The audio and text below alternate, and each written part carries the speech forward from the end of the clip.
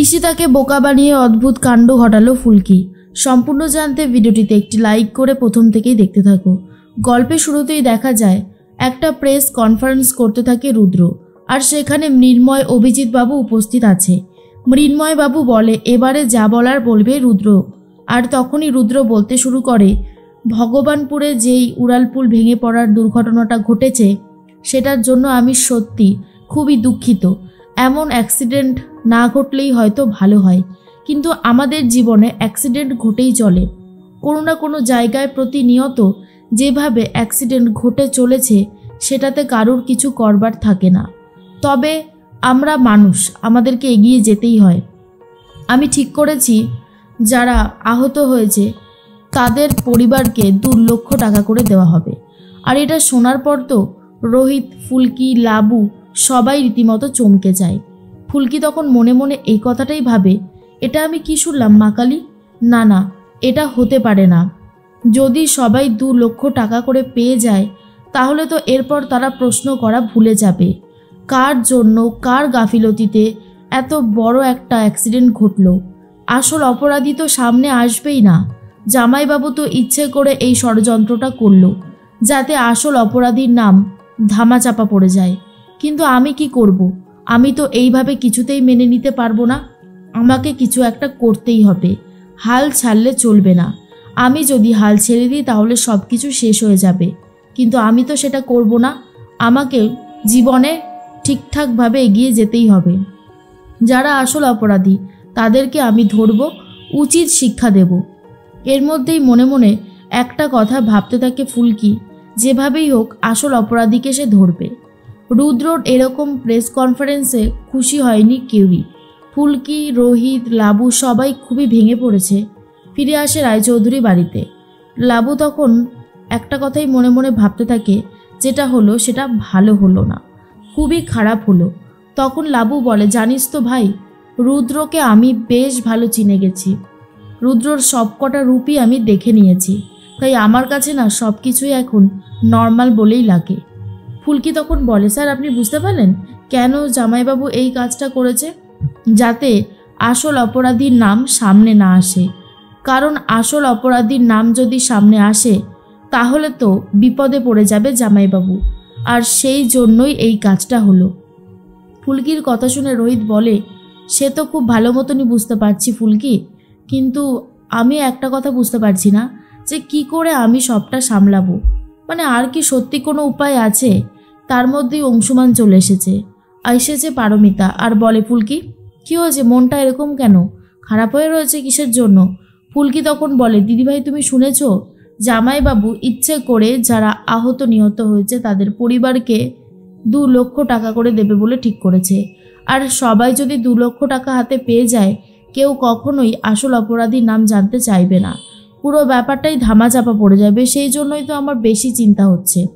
তখনই লাবু বলে, এটা নিয়ে সত্যি কথা বলতে আমারও খুবই চিন্তা হচ্ছে, কাজটা মোটেই ঠিক হলো না। তার মধ্যেই রুদ্র তখন এদিকে ভাবতে থাকে আসল অপরাধীর নাম এবারে সবাই ভুলে যাবে। অংশুমান এসে বলে, দেখো ফুলকি, আমিও বুঝতে পারছি তোমার অবস্থাটা, কিন্তু আমি কি করব বলো? অবস্থাটা বুঝে ব্যবস্থাটা করতে হবে। থানায় অলরেডি ওপর মহল থেকে চাপ আসা শুরু হয়ে গেছে। এই কেসটা নিয়ে আর ইনভেস্টিগেশন করা যাবে না। সবাই যদি চাপ দিতে থাকে একটা সময় এই ইনভেস্টিগেশন অটোমেটিক্যালি বন্ধ হয়ে যাবে, আর এইসব নিয়েও চর্চা হবে না, সব কিছুই হাতের বাইরে বেরিয়ে যাবে। ফুলকি তখন বলে, না না, এইটা কিছুতেই হতে দেওয়া যাবে না। আমরা কি সত্যি কিছু করতে পারবো না দাদাভাই? অংশুমান বলে, দেবদাস মাইতির ব্যাপারটা যদি জানা যেত তাহলে অনেকটা হেল্প হতো, কিন্তু দেবদাস মাইতিকে যে রুদ্ররূপবাবু কোথায় লুকিয়ে রেখেছে সেটা তো আমরা খুঁজে বার করতে পারছি না, কেউ জানা থাকলেও বলছে না। ব্যাপারটা বেশ গুরুতর। এর মধ্যেই অংশুমানের কথা শুনে ফুলকি ভাবে, দেবদাস মাইতির খবরটা কে দিতে পারবে, কার পক্ষে দেওয়াই সম্ভব, সেই সমস্ত কথাই ভাবনা চিন্তা করতে থাকে। এর মধ্যেই রুদ্রর কথাই যখন বলতে শুরু হয়েছে, ঈশিতা দাঁড়িয়ে দাঁড়িয়ে এসে শুনতে থাকে। আর অংশুমান তখন বলতে থাকে, রুদ্ররূপ বাবুর খবর সবটাই জানে তার কাছের মানুষ, তার কাছের মানুষের মুখ থেকে যদি এই কথাটা বার করা যেত তাহলেও অনেক ভালো হতো। ফুলকি দেখতে পায় ঈশিতার ছায়া, তাই চুপি চুপি বাইরে গিয়ে দাঁড়ায়। তখন ঈশিতা ফোনে কথা বলার নাটক করছিল। ফুলকি তখন বলে, কি ব্যাপার চিংড়ি দিদি, দাঁড়িয়ে দাঁড়িয়ে আমাদের কথা শুনছিলে বুঝি? ঈশিতা তখন বলে, মুখ সামলে কথা বলো। এই তুমি সবসময় এরকম টাইপের কথা বলো কেন বলো তো? একদম কিন্তু ভালো হচ্ছে না, হ্যাঁ তুমি কিন্তু এরকমটা করবে না। ফুলকি তখন বলে, ও বাবা আমি আবার কি করলাম? আমি কোনো ভুল করেছি বলে তো আমার মনে হচ্ছে না। যা করেছি সেটা একদম ঠিকই করেছি। বলছিলাম যে তুমি কি কিছু শুনেছো? ঈশিতা বলে, আমি কেন শুনতে যাব? সব সময় তুমি আমাকে ফলস পজিশনে ফেলার চেষ্টা করো। জেঠুমণিকে আমি বলবো তুমি জেঠুমণিকে বলে আমার পজিশনটা নষ্ট করেছো, আর এখন রুদ্রদার পজিশনটা নষ্ট করার চেষ্টা করছো। এসব করলে কিন্তু ভালো হবে না, হ্যাঁ। এরপরে ঈশিতা ঘরে চলে যায়।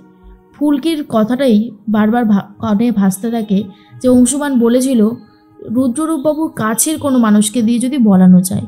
ঈশিতার কথাটাই ভেবে ফেলেছে ফুলকি, আর বলে, মা কালী, এই তো ফুলকি দাসের বুদ্ধি খুলছে। এমনটাই হওয়ার তো দরকার ছিল, এবারেই হবে আসল খেলা। তখনই জেঠুমণির কথাই বলে রোহিত, আর বলে, জেঠুমণিকে আজকের প্রেস কনফারেন্সে এই জন্যই ডাকিনি রুদ্র। এবারে আমার কাছে সবটা ক্লিয়ার হলো, কারণ জেঠুমণি গেলেই তো সমস্ত সত্যিটা সামনে চলে আসবে, জেঠুমণি বুঝে যাবে। লাবু তখন বলে, একদম ঠিক কথা বলেছিস ভাই।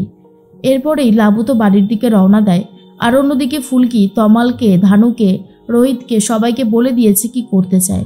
তমাল তো ঘরে চলে যায়, কিন্তু ঈশিতার ফোনের ছবিটা কোনোভাবেই তুলতে পারে না। ঈশিতা তখন বলে, বিরক্ত করছো কেন, এত কাজ করতে দাও। এরপর ধানুকে পাঠায় ফুলকি। ধানু তখন বলে, ঈশিতাদি, ছোটদাভাই তোমাকে কিছু বলেনি তাই না? তোমার ফোন কভারটা না আমার খুব পছন্দ হয়েছে, এরকম একটা সেম টু সেম আমিও অর্ডার দেবো ভাবছিলাম, একবার একটু দেখি। এরপর ধানু কায়দা করে ছবিটা তুলে নিয়ে আসে। তারপরে ঘরে গিয়ে সবাই আলোচনা করতে থাকে এরকমই একটা কভার নিয়ে এসে অন্য একটা ফোনে পরিয়ে দেবে, আর কিছুক্ষণের জন্য ঈশিতার ফোনটা নিয়ে নেবে। তারপর ফুলকি ঈশিতার ফোন থেকে রুদ্রকে ফোন করে কথায় কথায় জানতে চাইবে দেবদাস মাইতির খবর। অংশুমান শিখিয়েও দিয়েছে ফুলকিকে কিভাবে সবটা জানার চেষ্টা করবে ফুলকি। ফুলকি তখন বলে, চিন্তা করো না, আমি এই কাজটা খুব ভালোই করতে পারবো। রোহিত তখন বলে, তার আগে তোমাকে কিছু ইংলিশ ওয়ার্ড আমি শিখিয়ে দেবো। ফুলকি তখন বলে, হ্যাঁ ইংলিশ ওয়ার্ড? ওরে বাপরে, আমার তো এখনই খুব ভয় লাগছে। রোহিত তখন বলে, ভয় পেয়ে কি কোনো লাভ হয়েছে? কোনো লাভ হয়নি, তাই বলছি তুমি একটু শক্ত হও, চেষ্টা করো, সব কিছু পারবে। তোমার ওপর আমার ভরসা আছে। যতই হোক অভিনয়টা তুমি বেশ ভালোই পারো, সে বিষয়ে আমি নিশ্চিত। এরপরেই ফুলকি কিছুতেই করতে পারছিল না।